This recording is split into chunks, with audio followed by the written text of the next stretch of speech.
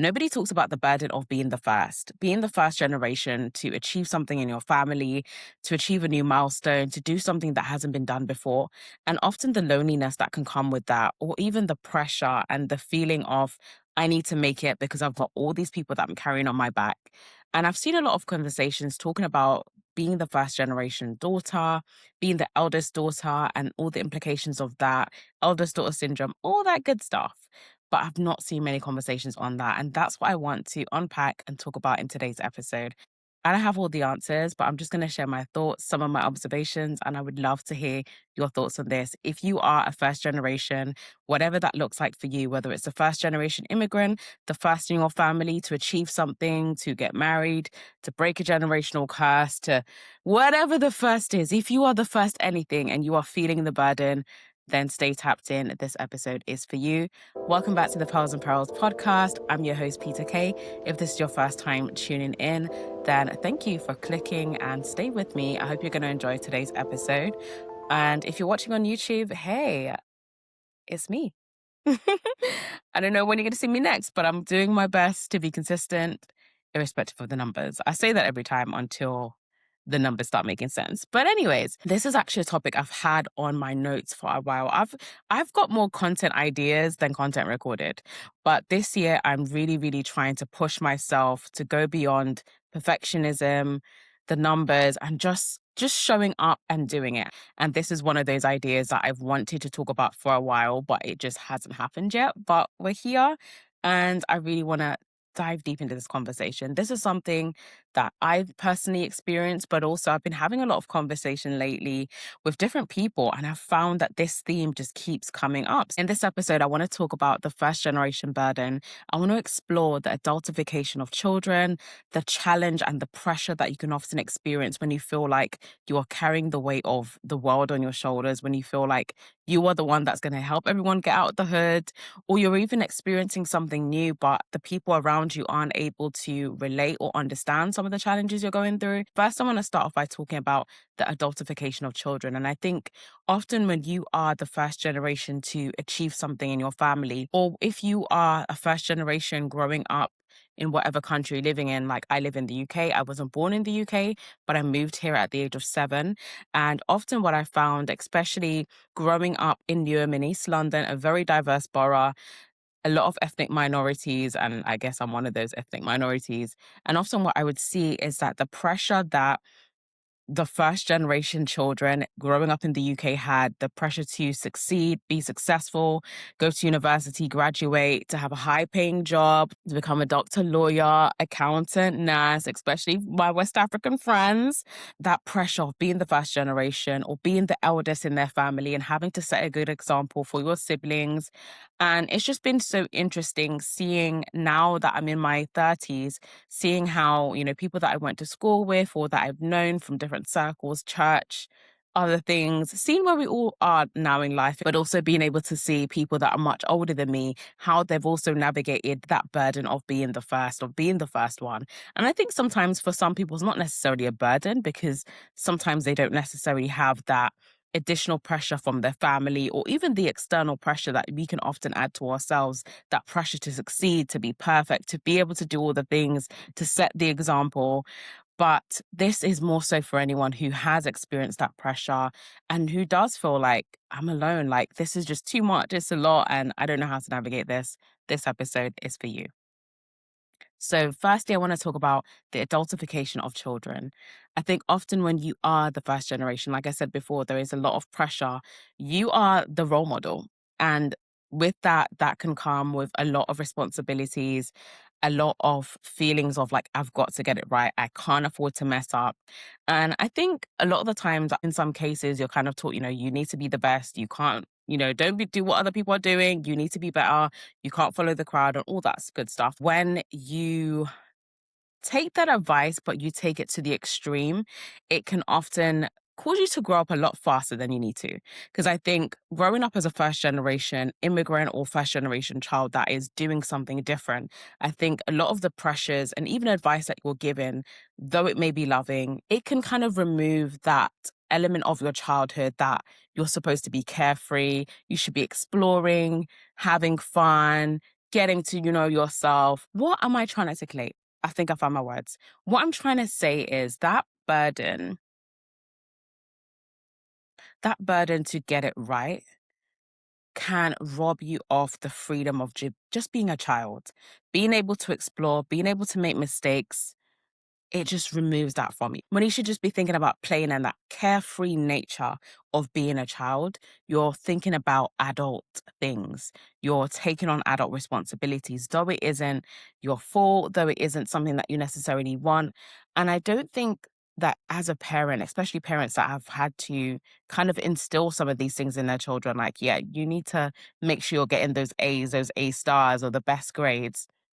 A lot of the times it is from love. It is because they want their child to do better. But with that can come this excessive pressure. And I found a lot of people that have been first generation now, as adults are experiencing different mental health issues. And some of those are kind of related to their childhood and how they've grown up and always feeling like they need to be perfect. And a lot of us that struggle with perfectionism, it often does stem from that also. I'm not a psychology professional, but I'm someone who's very interested in the mind and how we think. And, there was a time when I was like, yeah, I'm going to be a clinical psychologist, but that was not my calling. But I just really do find it interesting how we think and how our brains work. And maybe one day I will go back and do it. We'll see. If I can afford to just do a degree just for the sake of doing a degree, I would definitely do that in psychology or sociology. And I guess that's why I'm doing this podcast, because I like talking about things like this. But anyways, let me steer on track. So I've got a couple of notes because I feel like I'm rambling. So let me just kind of stay on track because I know, you, the attention spans are short and clearly I'm rambling. So I don't want you to run away. So stay with me. Back to the first point, the adultification of children. So having adult responsibilities at a young age. Now, one of the big things I wanted to talk about, I think also if you are the eldest sibling, sometimes those responsibilities can look like raising your siblings. And I think there's a difference between babysitting, looking after your siblings, helping your parents out. But when I look back on some of the experiences of people that I have known over the years, like I'm a younger sibling, so I can't, this is not my story. I'm not here just, sharing my trauma that I can't relate. But when I look back and I remember certain things that people I know have gone through, and I just think, oh my gosh, that was a lot. They should have never had that level of responsibility. And I think one thing why I'm so passionate about talking about money is because poverty is evil. And let me tell you why I think poverty is evil. Because of poverty, there are children that have lost their childhood because their parents work in low paying jobs, working long hours, and they can't afford to be present at home, even with all the hard work they're putting in, the long shifts. And unfortunately, as a consequence of that, their children are having to look after their children. Yes, some of you, I want to know your thoughts in the comments. Yes, you can say there's an element of don't have children you can't afford and all this kind of stuff, but the children are already here and the parents love them and they do want to look after them, but sometimes circumstances can hinder your ability to parent or even being able to parent in the way that you'd like to. But when I look back and I think of some of the responsibilities that some of my friends had, people that I knew, it was a lot. They were mini adults. And it's so sad, especially when you are the one having to be responsible, having to look after your siblings, sometimes having to cook, clean.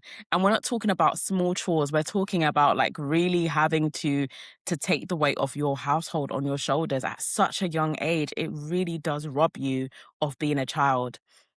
And now as an adult, when I look back on it and I just think, oh my goodness, but again, like I said, poverty is evil. It really is. It really does rob you of being a child, being carefree.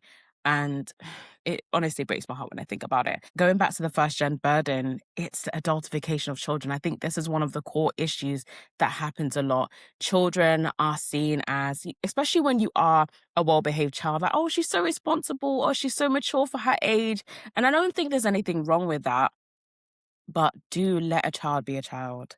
Because when you're an adult, you can't now try and be a child. And we see that a lot. I think sometimes there are so many broken adults that are often a result and a product of being a broken child. You see it often a lot of the times people in their 50s and 60s, they're trying to relive their childhood. And it's like the day is done now. It's over. So I think if you are a parent or a guardian or you have children in your care, let a child be a child. And that doesn't mean, allowing them to roam free, do whatever they want, having no discipline, having no boundaries. There's definitely a healthy balance. Remembering that children, they're still learning, their brains are still developing, they don't know danger. They think they know it all. They still need that, guidance and rearing from an adult, of course. But let a child be a child. Don't let your child be a living babysitter, because sadly, this happens a lot. It really happens a lot. And I know that sometimes as parents, you don't necessarily have a choice in that. But I think as a parent, also, you've got to be willing to make some sacrifices for your children. And if that sacrifice is going to be rejigging some things in your life to allow your children to have a childhood, then do that. They'll thank you for it. And even if they don't, you're the parent. They're never asked to be born. Now let's talk about the family expectations that you have to meet or even exceed certain milestones. So that expectation to have children, to get married, to achieve a certain thing, to have a certain career, all the expectations that come with being the first, being the eldest, being the first to do it, it can be so heavy. Or even having to deal with the comparison of the things that your parents achieved at a certain age and you're now at that age and you haven't achieved it yet. Sometimes it can work in the opposite respect. Some of us we're in a space right now. We know 2026 is not easy. The economy is tough. The job market, the relationship market, all the markets are cooked right now. Everything is going through it, right? And when we compare where the economy was, the ages people are buying their homes, they all had their second homes by this age. And now some of us, just to get our first home, we are really, we're having to cut out everything. Apparently it's the avocado toast and the Starbucks that's stopping us from buying a home. But in all honesty, things are really tough right now. Like unemployment is so high amongst young people. Some people, they've graduated, got good grades in university and are struggling to find even the most basic job simply because of where our economy is right now. And even sometimes when you look at those comparisons, the things that your parents were doing at your age and what you're doing now, you can see a stark difference. Like things are just not what it was 20, 30 years ago. We're dealing with completely different challenges. And having the pressure of that, having to deal with comparisons, or even if you have siblings and your parents are comparing you to them, or cousins, or even your friends, having to deal with all of that whilst trying to navigate your life and figure out your next move, what you actually want for your life, what should I be focusing on, can get extremely overwhelming. And if you are navigating that, know that you are not alone. Many, many people are going through the same thing. When you are the first in your family or your community to achieve a certain thing, or even to earn at a certain tax bracket, that can be lonely, especially if you don't have anyone to talk to about that, or maybe you feel a bit awkward to talk about certain challenges you're having at work. Or maybe on the outside, it seems like you've made it, you've got that dream job, you've done the things that everyone was like, wow, like this is amazing, but you're not happy in those things. And if there's a sense of, I can't really talk about it because on the outside, everything looks perfect, but it's not. So even having to navigate that is just, it's not easy.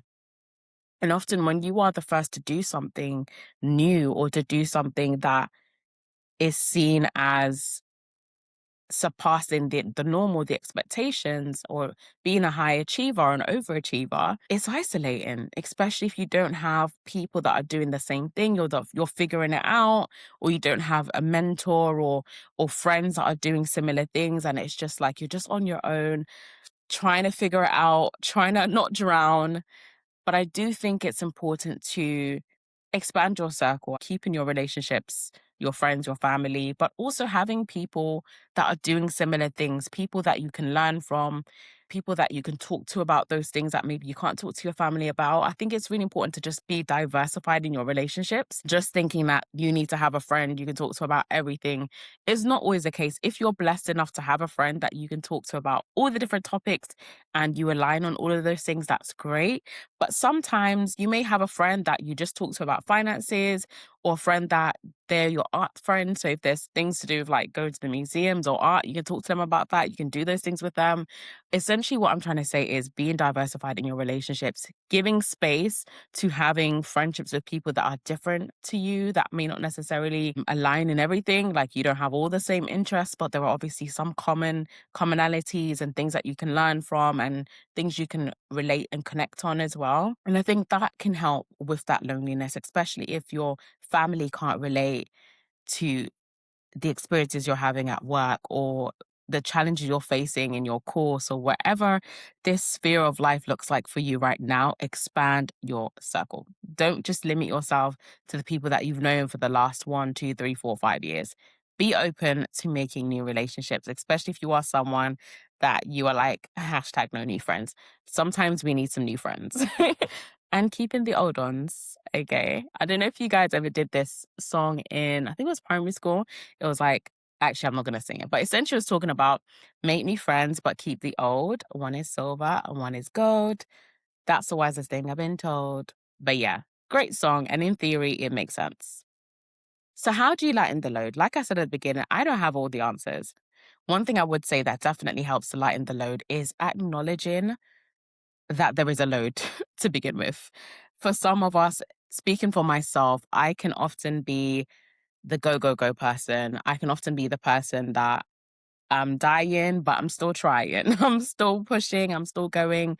And I think just being aware of your body, just being aware of what you are actually feeling and experiencing, and being willing and honest enough with yourself to admit that right now I am struggling. And I think for many of us that are the first, or you are the strong one, or you are the one that everyone looks up to, it can be difficult to say, do you know what, right now I don't have it. I don't have the capacity. I can't do it. I'm struggling. And just admitting that to yourself, like, I'm actually struggling. I need help. And making room to be helped by others, whether it's your friends, your family, whether it's going to be a professional, if you're at that level where you actually need some professional help. And don't be ashamed of that.